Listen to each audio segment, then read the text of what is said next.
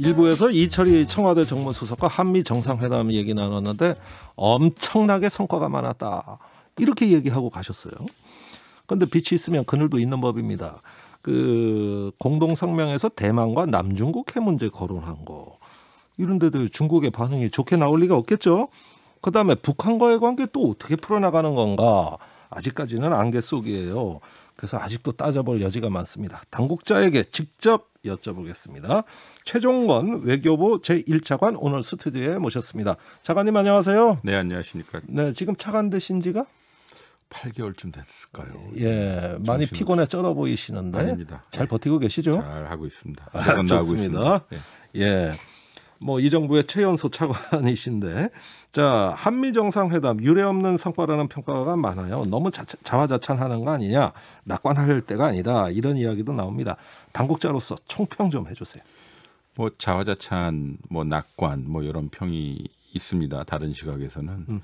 근데 이번 정상회담은 문재인 대통령과 바이든 대통령의 첫 번째 정상이긴 하지만. 네. 우리 문재인 정부 차원에서 보면 한미 정상회담이 10번째 열린 것입니다. 네. 그러니까 첫 번째 회담부터 9번째 회담은 소위 한반도 문제와 그리고 북한 문제 중심의 소위 싱글 이슈 중심의 정상회담이었어요. 네.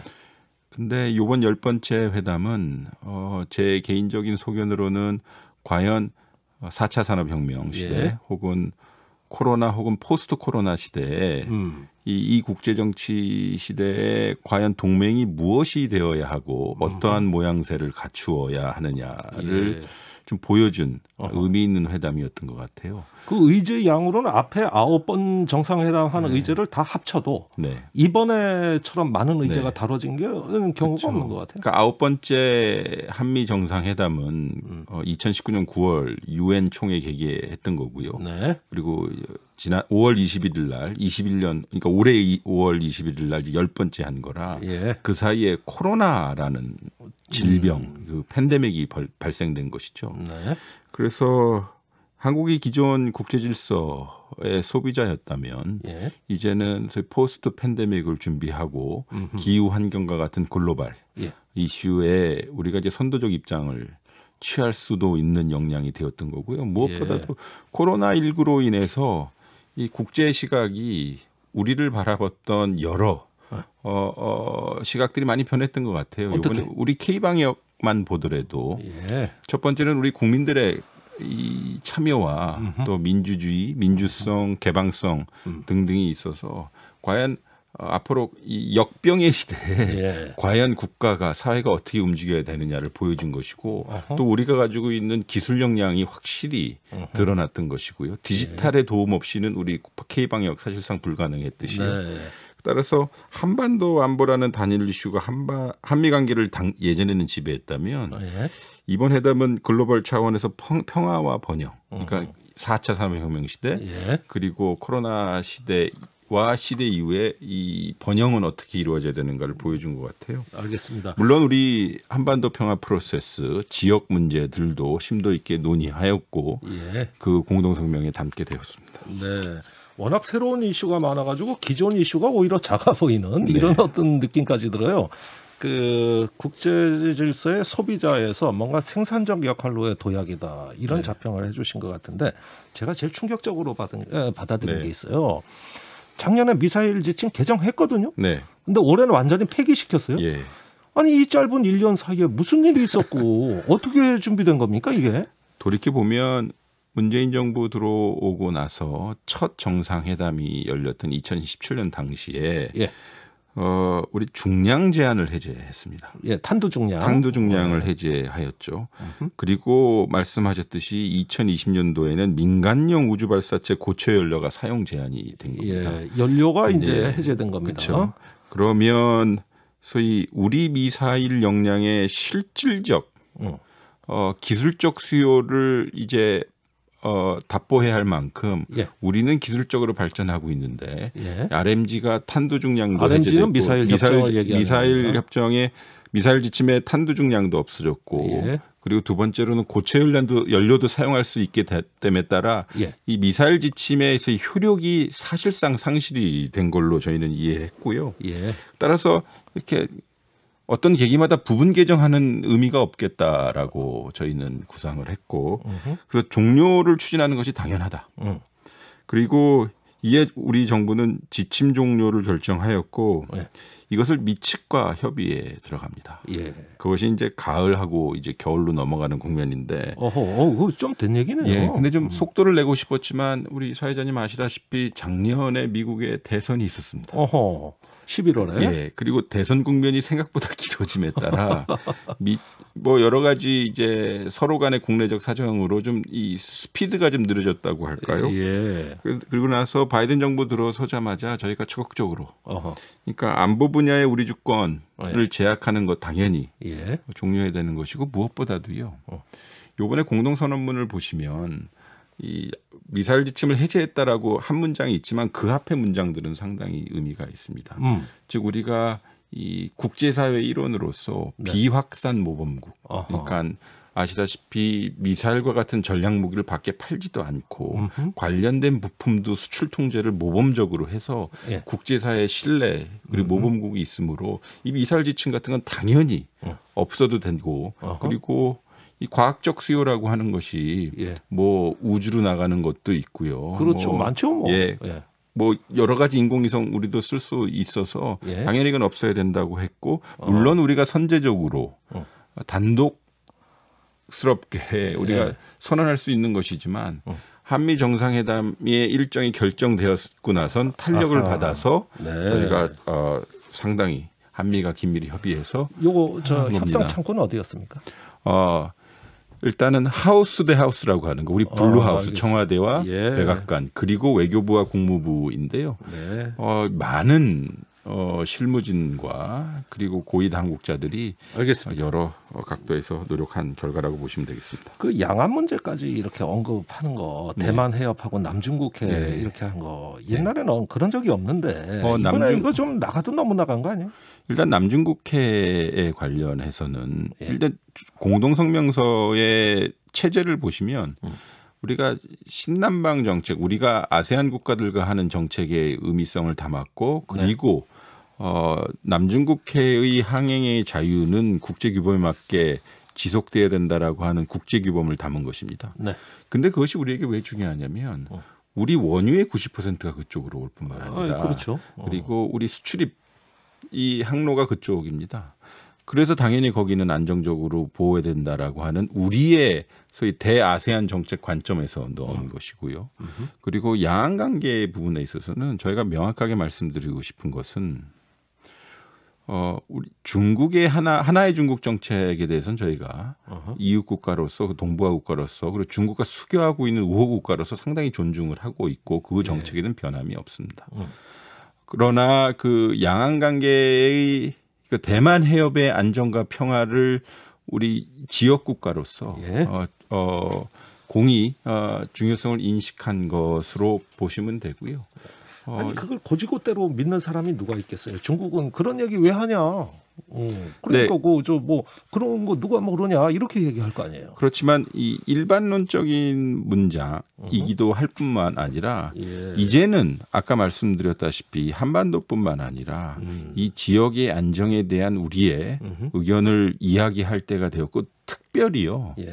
이것이 기존의 국제 정치와 좀 다른 포스트 코로나 그리고 그 이후에 펼쳐진 여러 이 법 기반 그다음에 규범에 대한 것들은 이제 우리 선도 국가로서 그러니까 규범 규칙에 의한 접근을 한 거다. 그렇죠. 중국을 대상으로 한 게 아니고 이 얘기인데. 그런데 중국 반응은 예상하셨죠? 지금 저기 내정 간섭이다 이렇게 안 좋게 나오고 있는 거 예상하셨죠? 뭐 저희가 여러 경로를 통해서 중국과 소통을 하고 있고 그리고 그 부분에 대해서는 이야기를 하고 있습니다만 제가 지금 공개적으로도 말씀드렸다시피 예. 우리는 중국의 이웃된 국가이자 매우 중요한 경제적 협력 파트너 동반자로서 특히 내년에 수교 30주년인 만큼 한중 관계는 경제적, 문화적 그리고 전략적으로도 지속 발전할 것으로 기대합니다. 알겠습니다. 뭔가 뭐 잘 해결될 거다 이렇게 얘기하고 중국에선 까칠까칠한 반응 나오고 이거 조금 더 두고 볼게요. 자, 그런데 노무현 대통령이 동북아 균형자론을 표방한 지 이제 15년 정도 지났어요. 그게 이 진보 정권의 근거 옥정 균형 외교란 말입니다. 그런데 쿼드 얘기가 나왔어요. 이번 정상회담. 그러니까 아까 대만 문제, 남중국해에서 쿼드 문제까지 합쳐보면 우리가 간직해온 균형 외교의 원칙이 무너진 거 아니냐? 글쎄요, 쿼드와 균형은 일단은 상관이 없다는 걸 말씀드리고요. 그래요? 그리고 우리 정부의 이 지역 외교 정책의 근간은 배타적인 지역주의여서는 안 된다는 거고 열려 있는 지역주의, 즉 이 어떠한 특정 국가를 암시하거나 대상을 삼아서 배타적인 지역 질서를 만들면 안 된다는 것이 우리의 소위 외교안보의 근간이기도 합니다. 그럼 쿼드에서 중국도 포함하지 왜 배제합니까? 쿼드도 투명하고 포용적이고 소위 이 지역 질서에 공헌하는 것을 하나의 예로서 저희가 인지한다라고 하는 것이고 두 번째는 이것이 중국을 겨냥하고 있다라고 할 경우에는 상당히 이것은 우리가 계속 주장했던 것과 배치되기 때문에 그래서 우리가 이번 성명을 통해서 쿼드의 그러한 성격을 양 정상이 규정하신 거라고 보시면 됩니다. 그러니까 이 쿼드 얘기부터 지금 쭉 나오는 얘기들이 이번에 저희는 새롭게 느껴져요.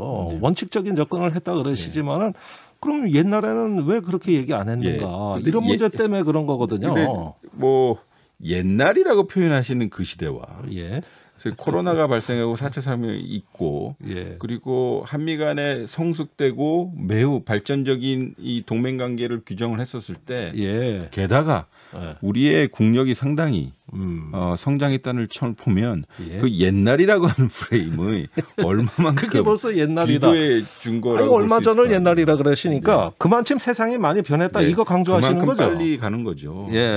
알겠습니다. 그러면은 균형 외교의 기조는 흐트러진 게 아니라 그러면 시진핑 주석의 방안도 추진되는 거냐? 언제쯤 되는 거냐?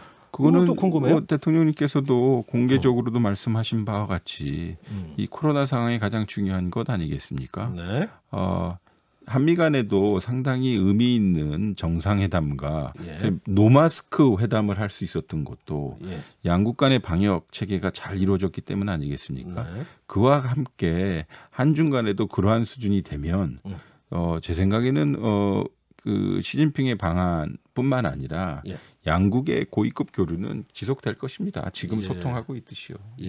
자, 한미 동맹이 아까 강화됐다고 모두 하셨잖아요. 뭐 그게 경제, 안보, 신기술, 우주까지예요. 그러다 보면은 중국하고의 관계는 아무래도 좀 균형적으로 접근하기에는 어려울 것 같은데 이렇게 중국하고 협력 못 하잖아요.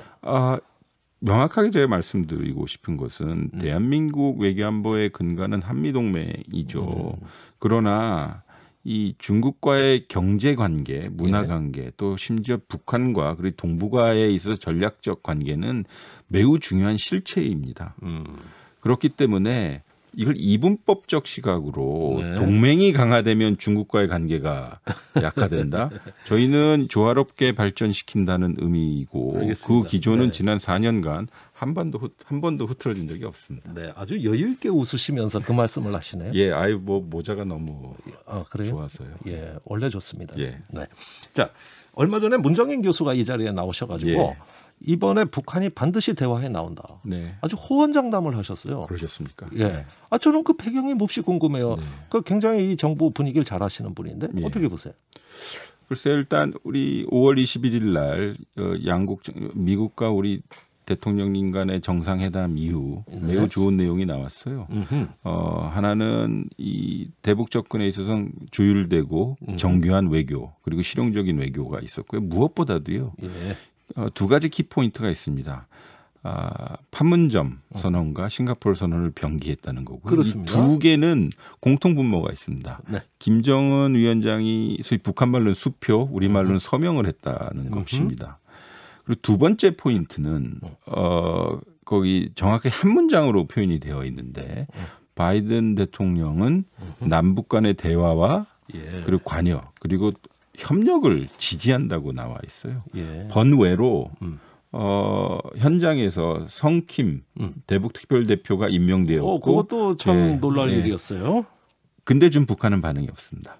공개적으로는요. 그렇죠? 그게 뭘 의미하는 겁니까? 저는 북한이 많이 고민하고 분석하고 있을 것이라고 보고요.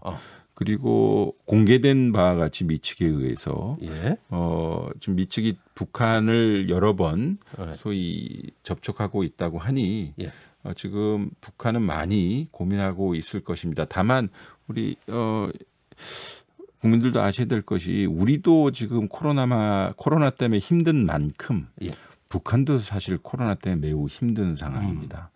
그래서 이 소위 팬데믹 시대에 북미 대화 그리고 남북 대화가 보다 진전된 형태로 그리고 새로운 형태로 진행되기를 저희도 좀 기대합니다. 박지원 국정원장은 미국에 왜 간 겁니까? 저는 그걸 솔직히 잘 모르겠습니다. 모릅니까? 제가 알겠습니다. 확인해 드릴 수 있는 내용은 없습니다.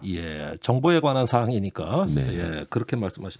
근데 정보에 들어가니까 상당히 그 말씀이 좀 품격이 높아지고 교과서적이 됐어요. 감사합니다. 옛날엔 팍팍 질러대시는 분 아니었습니까? 아닙니다. 그래요? 알았어요. 자, 이렇게 그 북한이 반응이 없는 상태에서 북미 대화에만 맡기지 말고 우리 정부가 자율적으로 좀 할 수 있는 공간, 우리 정부는 뭘 할 수 있을까? 이런 고민이에요. 그러니까 사실 대북 제재라는 것이 두 가지 형태가 있습니다. 유엔이라는 국제기구가 설정해 놓은 제재가 있고요. 미국이 독자적으로 해놓은 거가 있는데 이 중에 예외를 공통적으로 해놓은 것이 인도적 지원, 기후와 환경 뭐 이런 것들입니다. 그런 부분에 있어서는 코로나가 도래했을 그 순간부터 우리 정부는 북한에 대한 공개적이고도 매우 투명하게 우리의 의사를 밝혔을 뿐만 아니라 근데 다 거절했어요. 아까 말씀드렸다시피 북이 지금 코로나를 대응하는 데 있어서도 지금 상당히 어려운 상황이라고 유추되기 때문에 일단은 좀 두고 보고 있는 상황이지만 소위 저희는 늘 오픈되어 있고 북한도 열릴까요? 그럼 좀 봐야겠죠. 그래요? 굉장히 신중한 답변을 하시네. 좀 비전을 제시해 주시지 왜 이렇게 신중하십니까? 항상 결과로 말씀드리는 것이 전 옳다고 봅니다. 정부의 입장에서는.